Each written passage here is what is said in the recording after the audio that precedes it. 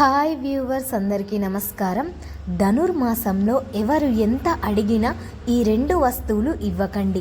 కష్టాలు వస్తాయి, లక్ష్మీదేవి అనుగ్రహం తగ్గిపోతుంది, అడుక్కునే స్టేజ్కి వెళ్ళిపోతారు అని శాస్త్రాలు చెప్తూ ఉన్నాయి. మన హిందూ ధర్మంలో అత్యంత పవిత్రమైన మాసం, భక్తికి ముక్తికి మార్గం చూపించే మాసం ఏదైనా ఉంది అంటే అది ధనుర్మాసం మాత్రమే. ఈ మాసం సాక్షాత్తు శ్రీ మహావిష్ణువుకు అత్యంత ప్రీతికరమైనది. శ్రీరంగ నాయకుడికి వెళ్ళడం కోసం భక్తి శ్రద్ధలతో నోములు నోచి పవిత్రమైన కాలం ఇది. అందుకే ఈ నెల రోజులు మనం చాలా నిష్టగా ఉంటాం.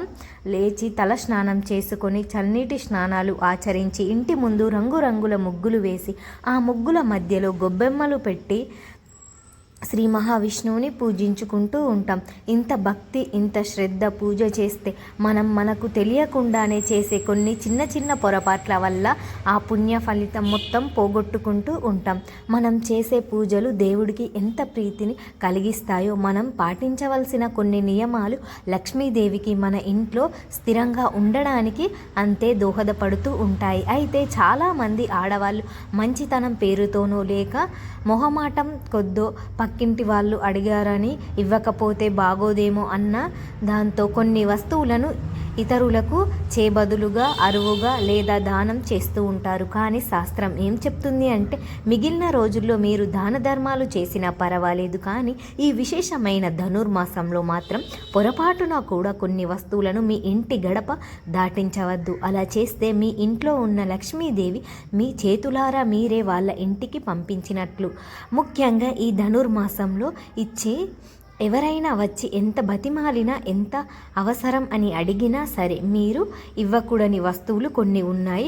వాటిని గనక మీరు ఇతరులకు ఇస్తే మీ ఇంట్లో ఆర్థిక సమస్యలు మొదలవుతూ ఉంటాయి.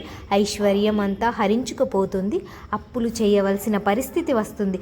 చివరికి ఒకరి దగ్గర చెయ్యి చాచి అడుక్కునే స్థాయికి వెళ్ళాల్సి వస్తుందని మన పెద్దలు, పండితులు హెచ్చరిస్తూ ఉన్నారు. మరి ఆ వస్తువులు ఏమిటి, ఎందుకు ఇవ్వవద్దు అనే విషయాలను ఇప్పుడు మనం వివరంగా ఈ వీడియోలో క్లారిటీగా తెలుసుకుందాం. ఇక ఈ ప్రసాదం మర్చిపోకుండా పెట్టాలి. ఏ ప్రసాదం పెట్టాలి అనే విషయాన్ని కూడా తెలుసుకుందాం. ఫ్రెండ్స్, ఈ వీడియో మీ చూస్తే అంటే లక్ష్మీదేవి యొక్క అనుగ్రహం మీకు ముందు ఉంటుంది. కాబట్టి ఈ వీడియో మీ కంట పడింది అని చెప్పి భావించి ఈ వీడియోని ఎక్కడా స్కిప్ చేయకుండా చివరి వరకు చూసే ప్రయత్నం చేయండి. అప్పుడే మేము చెప్పేది మీకు పూర్తిగా అర్థమవుతుంది. ఇక ఆలస్యం చేయకుండా వీడియోలోకి వెళ్ళిపోదాము. ఈ వీడియోలోకి వెళ్ళే ముందు అలాగే ఈ వీడియోకి ఒక లైక్ కొట్టడం మర్చిపోవద్దు. మన పెద్దలు ఎన్నో ఆచారాలను, సాంప్రదాయాలను మనకు ఆచరిస్తారు. వాటి వెనుక ఎంతో ప్రాధాన్యత ఉంది, ఎంతో ఆత్మ రహస్యం దాగి ఉంటుంది. ధనుర్మాసంలో దాన ధర్మాలు విశేషమైన ప్రాధాన్యత ఉంది. ఈ మాసంలో అన్నదానం, వస్త్రదానం వంటివి చేయడం వల్ల ఐశ్వర్యాలు కలుగుతాయని శాస్త్రాలు చెప్తూ ఉన్నాయి. అయితే దానం చేయడానికి కూడా కొన్ని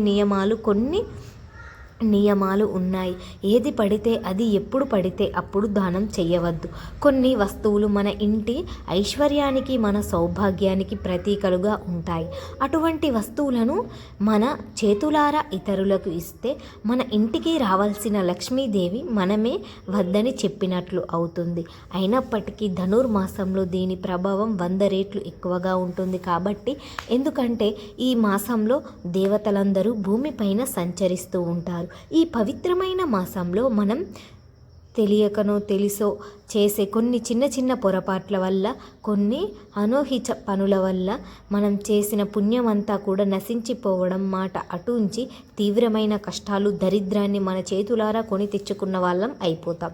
మన ఇంటి ఐశ్వర్యాన్ని, మన సౌభాగ్యాన్ని, మన ఆనందాన్ని మనమే చేతులారా నాశనం చేసుకున్నట్లు అవుతుంది.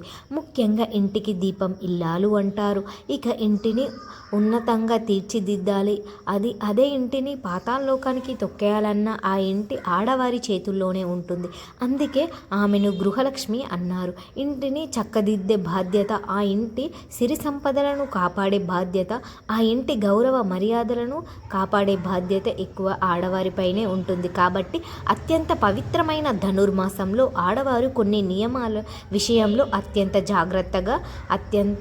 జాగ్రత్తతో వ్యవహరించాలని శాస్త్రం కొన్ని వస్తువులు మన ఇంటి ఐశ్వర్యానికి, సౌభాగ్యానికి ప్రతీకగా చెప్తోంది. అటువంటి వస్తువులు ఈ మాసంలో ఇతరులకు అప్పుగా కానీ దానంగా కానీ కనీసం చేయబదులుగా కూడా ఇవ్వవద్దు. ఒకవేళ పొరపాటున ఈ వస్తువులన్నీ అతిక్రమించి ఇస్తే సాక్షాత్తు శ్రీ మహాలక్ష్మీదేవి మీ ఇంటిపై అలాగే శాశ్వతంగా ఆ గృహాన్ని విడిచి వెళ్ళిపోతుంది. ఆ ఇల్లు ధనధాన్యాలను కోల్పోయి కలహితమై దరిద్రంతో నిండిపోతుంది. చివరికి ఆ కుటుంబ సభ్యులు అడుక్కునే స్థితికి వెళ్ళిపోతారు. ఈ ఉంటుంది కాబట్టి ఇది అక్షర సత్యం. అందుకే ఈ పవిత్రమైన ధనుర్మాసంలో ఈ వస్తువులను ఇతరులకు ఇవ్వవద్దు. వాటిని ఇస్తే ఎటువంటి దారుణమైన పరిణామాలు సంభవిస్తాయో ప్రతి ఒక్కరూ, ముఖ్యంగా ఆడవారు తప్పనిసరిగా తెలుసుకోవాలి. ధనుర్మాసంలో ఎవరు ఎంత అడిగినా ఇవ్వకూడని మొదటి వస్తువు ఉప్పు. అవును, ఉప్పు సాక్షాత్తు లక్ష్మీ స్వరూపం అని మన అందరికీ తెలుసు. సముద్రం నుండి లక్ష్మీదేవితో పాటు ఉప్పు కూడా పుట్టింది. అందుకే శ్రీ మహాలక్ష్మిగా ఉప్పును భావిస్తూ ఉంటాం. సాధారణంగా రోజుల్లోనే ఉప్పు ఎవరికి చేతికి ఇవ్వవద్దు అని చెప్తూ ఉంటాం. అటువంటిది విష్ణువుకు లక్ష్మీదేవికి అత్యంత ప్రీతికరమైన ఈ ధనుర్మాసంలో మీరు ఇంట్లో ఉన్న ఉప్పును పక్కింటి వాళ్లకు, ఎదుటి వాళ్లకు అరువుగా కానీ లేదా వాళ్ళ ఇంట్లో అయిపోయిందని కానీ అడిగారని సహాయం పేరుతో కానీ అస్సలు ఇవ్వవద్దు. సాయంత్రం వేళలో అసలే ఇవ్వకూడదు. ఒకవేళ ఎవరు వచ్చి అమ్మ కూరల్లో ఉప్పు తక్కువ అయిపోయింది, కాస్త ఉప్పు ఉంటే ఇవ్వరా అని అడిగితే మీరు మొహమాటం లేకుండా చెప్పేయండి, ఇప్పుడు ఇవ్వవద్దు అని చెప్పండి. అంతేకాని అయ్యో పాపం కదా అని మీరు ఇస్తే ఉప్పులో నుంచి ఉప్పు తీసి ఇచ్చారంటే ఇక కష్టం అయిపోతుంది. ఇంట్లో ఉన్న సిరి సంపద అంతా వారింటికి వెళ్ళిపోతుంది. ఉప్పు ఎలాగైతే నీళ్ళల్లో వేస్తే కరిగిపోతుందో అలాగే మీ ఇంట్లో ఉన్న డబ్బు కూడా ఖర్చు అయిపోతూ ఉంటుంది. ఏ రూపంలోనైనా సరే ఖర్చు అయిపోతుంది. కాబట్టి ఈ నెల రోజులు ఈ విషయంలో చాలా జాగ్రత్తగా ఉండండి. ఇక రెండవది, చాలామంది ఖచ్చితంగా ఇచ్చే వస్తువు బియ్యం. అన్నం పరబ్రహ్మ స్వరూపం. అన్నదానం చేయడం చాలా గొప్ప విషయం అని మనకు తెలుసు. కానీ ఇక్కడ మనం గుర్తుపెట్టుకోవాల్సిన విషయం ఏమిటి అంటే ఆకలితో ఉన్నవారికి అన్నం పెట్టడం వేరు, మన ఇంట్లో వాడుకునే బియ్యం డబ్బాల నుంచి బియ్యాన్ని తీసి వాళ్ళకి ఇవ్వడం, అరువుగా ఇవ్వడం వేరు. ధనుర్మాసంలో ధాన్యం లక్ష్మీదేవిగా మారుతుంది కనుక ఈ మాసంలో మనం ఇంటి అవసరాలకు తెచ్చుకున్న బియ్యాన్ని సాయంత్రం పూట కానీ లేదా రాత్రి పూట కానీ ఇతరులకు ఇవ్వవద్దు.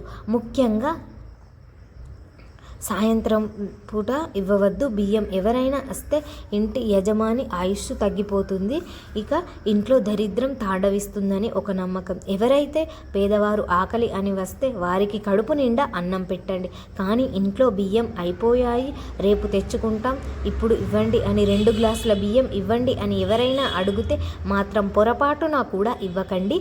మీ ఇంట్లో ఉన్న లక్ష్మీదేవి కనుక బయటకి పంపించినట్లు అవుతుంది. అలాగే కావాలి అంటే బియ్యం బదులుగా వండిన అన్నం ఇవ్వండి.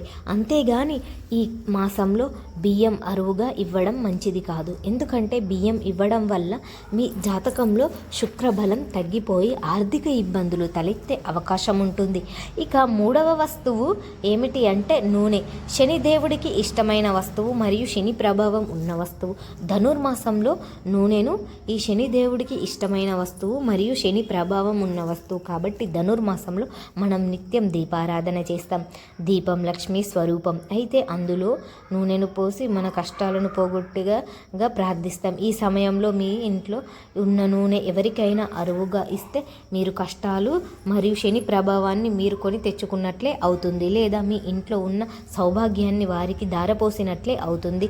పక్కింటి వాళ్ళకు వచ్చి డైరెక్ట్గా తీసుకొని వెళ్తారు. వంట నూనె అయిపోయింది, కాస్త నూనె పోయండి అని అడిగితే దయచేసి ఇవ్వకండి. ఈ నూనె దానం చేయాలి అంటే అది కేవలం శనివారం నాడు నవగ్రహాల దగ్గర లేదా గుడిలో మాత్రమే చేయాలి తప్ప ఇంటి దగ్గర పక్కింటి వాళ్ళకి చేయి బదులుగా ఇవ్వవద్దు. అలా చేస్తే అప్పుల బాధలు చుట్టుముట్టే అవకాశాలు ఉన్నాయి. మీరు ఎంత సంపాదించినా అది నూనెలాగే కారిపోతుంది తప్ప చేతిలో నిలవదు. ఆరోగ్య సమస్యలు కూడా తలెత్తే ప్రమాదం ఉంది. కాబట్టి అందరూ కూడా ఈ ధనుర్మాసంలో ఎవరు ఎంత అడిగినా కూడా ఈ వస్తువులను ఇవ్వకుండా ఉండండి, ఇవ్వకండి. అలాగే ఇచ్చారంటే కోరి కష్టాలను తెచ్చుకున్నట్లు అవుతుంది. కాబట్టి ఈ వస్తువులను ఇవ్వకండి. ఇక మా వీడియో మీకు నచ్చినట్లయితే లైక్ చేయండి, షేర్ చేయండి. అలాగే మా ఛానల్ని సబ్స్క్రైబ్ చేసుకోండి. మీ అందరికీ ధన్యవాదములు.